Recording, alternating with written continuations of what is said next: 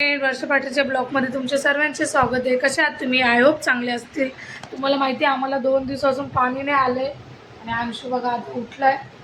अंशूला आज स्कूलला जायचं आहे पण ट्युशनला जायचं नाही आहे आणि आज मला जायचं आहे यांना घेऊन हॉस्पिटलला पण त्यांचे टाके दाखवायसाठी।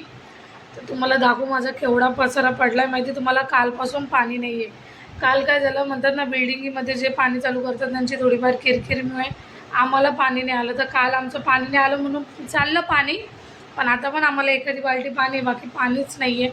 आता वाजले 10ला 5 कमी अजून, तर 10 वाजता बहुतेक पाणीचं येईन आता। पण आमचा पसारा एवढा पडला काय सांगू तुम्हाला। दादांनी काल बिस्लेरी आणून ठेवल्या होत्या, दादांनी घरात बिस्लेरी आणल्या होत्या, त्या 4-5 बिस्लेरी फ्रीजमध्ये ठेवल्या, तेवढंच गेल्या, एवढं राहिलेत अजून। काहीच पाणी नाही, पाण्यामुळे पसारा माहिती आहे तुम्हाला कसं तरी बघा दाखवते तुम्हाला। पसारा तसंच पडलाय।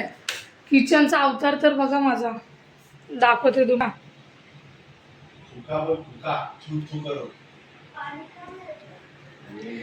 आता पूर्ण पसारा तसंच पडले। किचन आवरून ठेवलं होतं पण काय आहे ना, त्याच्यानंतर मग मी यांना पोहे बनवून दिले। सकाळी यांना बोलतात मला गोळ्या घ्यायचे, काहीतरी बनवून दे, तर पोहे वगैरे बनवून दिले। तर पसारा तसंच पडला। माझा नवरा बोलतो थुका येईल थुका, कसा पसारा पडला। तर काय करणार, पाणीच नाही आहे। तर अख्खं खाली या माठात तर एक म्हणतात ना, एक ग्लास पण पाणी नाही आहे। आणि आता डब्बा आणलाय, माझ्या जावेने डब्बा पाठवलाय तिकडून, दादांना सांगती चला तुमच्याशी गप्पा मारत मारत ते पण काढ। डब्बा पाठवला होता, पाठवलेला काढून घेते मी आता। तर मला स्वयंपाक बनवायची गरज नाही आज, कारण की चपात्या आहेत त्यांच्यासाठी, भाजी भात,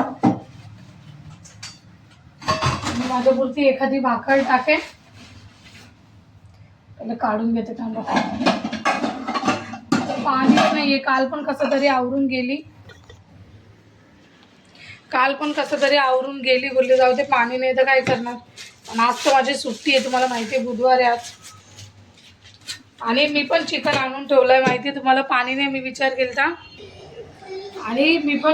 काल पाणी नव्हतं, कसं तरी थोडंफार आवरून निघून गेली होती। त्याच्यानंतर आज आहे ना सुट्टी, तोरली सकाळी चिकन आणून ठेवलं, चिकन बनवू, बिर्याणी वगैरे काही बनवू, डब्बाच फुलत नाही। पण माहिती आहे तुम्हाला बिर्याणी वगैरे काही बनवू, पण पाणीच नाही त्याच्यात। आता मी भरपूर पाठवले, बघू आताच तर आमचं होऊन जाईल।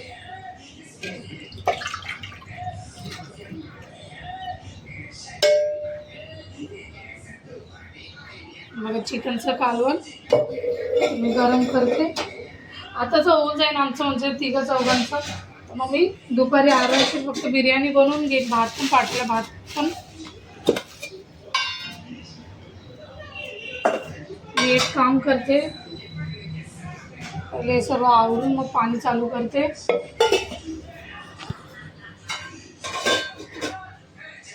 काय सांगू तुम्हाला, पाणी नसलं ना खरंच खूप कंटाळा येतो। चला पहिले आवरून घेते मग भेटते तुम्हाला। खूप पसारा आहे सर, मी मग पाणी वगैरे आलं, मी पटापट पहिले बाटल्या वगैरे भरून घेतलं, कारण की पाणीच नव्हतं 2 दिवस। माठ वगैरे अख्खं भरायचं, मला हॉस्पिटलला पण जायचं। बोलले पहिले मी पाणी भरून घेते, मग पटकन हॉस्पिटलला घेऊन गेले। तर मी पाणी वगैरे भरून घेतलं, थोडे भांडे होते तेही घासून घेतले, कारण की मला नंतर खूप राडा होऊन जातो। मी एवढा पसारा होता घरात काय सांगू तुम्हाला। पहिले बाटल्याच पटापट घासून भरून घेतल्या, कारण की 2 दिवस झाले मी बाहेरून बिस्लेरी आणल्या होत्या। घरात प्यायला सुद्धा पाणी नव्हतं, एवढं वातावरण असं झालं होतं। त्यानंतर बाटल्या वगैरे भरून घेतल्या, त्याच्यानंतर थोडे भांडे होते तेही हे करून घेतले, पटापट पहिले आवरून घेतलं। शेवटचे टाके बघा, शेवटचे, हे माझे शेवटचे टाके। त्याच्यानंतर आम्ही हॉस्पिटलला गेलो, बघा त्यांचे टाके एकदम मस्त सुकलेले होते टाके। त्याच्यानंतर डॉक्टरांनी वगैरे चेक केलं, त्यांना डॉक्टर मला बोलले ठीक आहे टाके खूप छान सुकलेत। मग त्यांचे टाके काढायला घेतले, मला एवढी भीती वाटत होती काय सांगू, त्यांनाही दुखत होते आणि ते कंटिन्यू ते टाके बघत होते ना, त्याच्यामुळे ते काढताना त्यांनाही हे होत होतं। मी त्यांना बोलले तुम्ही बघू नका त्यांच्याकडे, आता त्यांना पण थोडंफार होतं नाही, म्हणतात नाही मला बघू दे, माझी ती हिंमतच नाही झाली बघायची। मी थोडा व्हिडिओ वगैरे कॅप्चर केला, पण मी एवढे नाही बघितले, मला नाही बघत असं सर्व गोष्टी। मग त्याच्यानंतर त्यांचे टाके वगैरे काढून झाले, त्याच्यावर त्यांनी आम्हाला पट्टी वगैरे मारून दिली। त्यांचे टाके वगैरे काढले, मस्त सुकले होते टाके। टाके काढले, एवढं तुम्हाला माहिती आहे बाहेर निघालो तर पाऊस यायला लागलो होतं, आणि जसं आता आलो तेवढं कडक ऊन माहिती आहे तुम्हाला। आणि अंशूसाठी आहे ना आता आणलं, त्याला जॉमेट्री बॉक्स पाहिजे होता, काल त्याची ट्युशन टीचर बोललं होतं त्याला घेऊन देत, आता अंशूला बोललं ते बघू. अंश अंश अंशू तुझ्यासाठी मी काहीतरी आणलंय. काय आणलं मम्मी? काय आणलं मम्मी? मम्मी काय आणलं मम्मी? कपडे अंगात घालायला नको आणि मम्मीचा स्कार्फ घेऊन बसायचं. हे दाखव. देवी कोणी आणलं? डॅडी. डॅडीने आणलं पण दिलं तर मी ना. पण डॅडीने आणलंय ना. 160चा बेटा तुझ्यासाठी, तू 90चा बोललेला. अरे जॉमेट्री बॉक्स आणला, त्यांचे टाके पण काढले, नॉर्मल पट्टी मारली आहे. ती कधी आपण काढू शकतो. घरात पसारा सांगू तुम्हाला काय सांगू, भरपूर पसारा पडलाय. आता मी पहिले पसारा आवरायला घेते. बघा आमच्या जॉमेट्री बॉक्स. हे काय आहे? ती पेन्सिल आहे. कटर सांगते लावायला. तुला दाखव. चला आता आवरून घेते पहिले पसारा. हा. अरे हा डी कुठं आहे? आतापासून पोरांना जॉमेट्री बॉक्स मला आज पण आठवतं. माझ्या आईने आम्हाला 5वीला का 6वीला घेऊन दिला होता. आता बघू अंशूकडे हा किती दिवस टिकतो. आता पहिले पसारा आवरते कारण की घर नको नको झालंय असं बघू. बेटा असं नाव एवढा पसारा ना काय सांगू तुम्हाला, जिथं बघा तिथं पसारा. आणि आज दाखव. अंशूची स्कूल पण नाही गेला कारण की आम्ही गेलो त्याच्यानंतर तो झोपेतून त्याला उठवलं, त्याला चहा नाही पाणी नाही काहीच नव्हतं त्याला.